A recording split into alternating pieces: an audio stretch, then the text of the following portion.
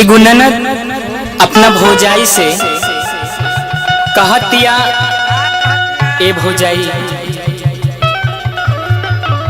हमरो गौना कब होई? ओकरा साथ लगल बा गौना के, सब सखी चल गई, हम कब जाई? ए भौजाई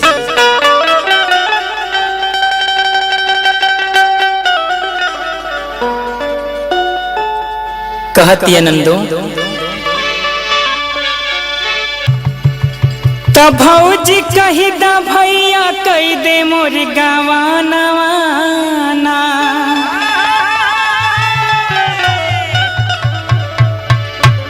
तब भौजी कही दा भैया कह दे मोर गवाना।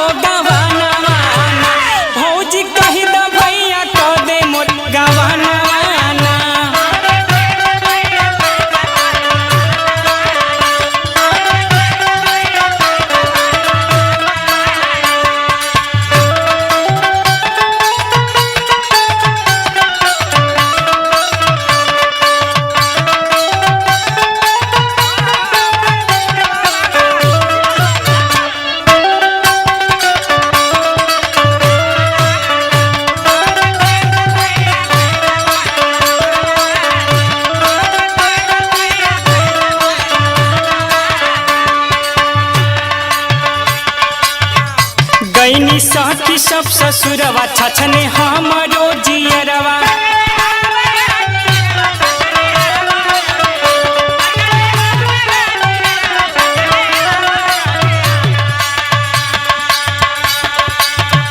गईनी साथी सब ससुरवा छछने हमरो जियरवा, तो हमरो मनवा करी सूती संग सजनवा ना।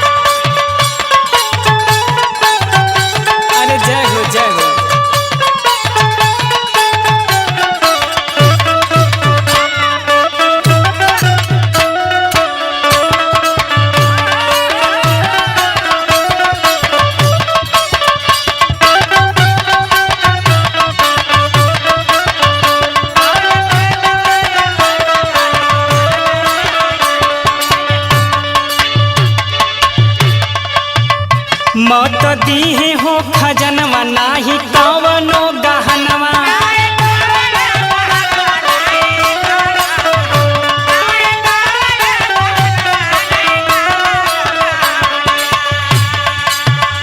मत दीहे हो खजनवा नाही कवनो गहनवा, खाली दे दीहे चौकिया बेलनवा ना।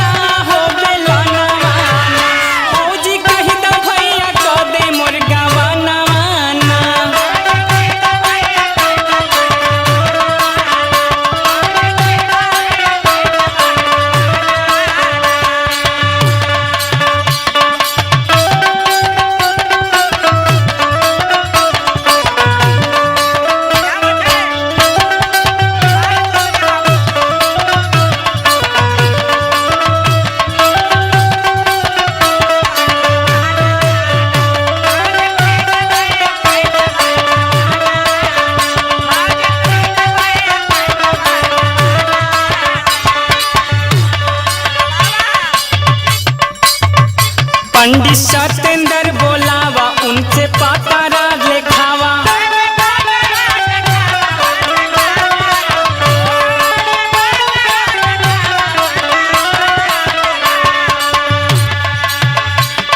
सतेंद्र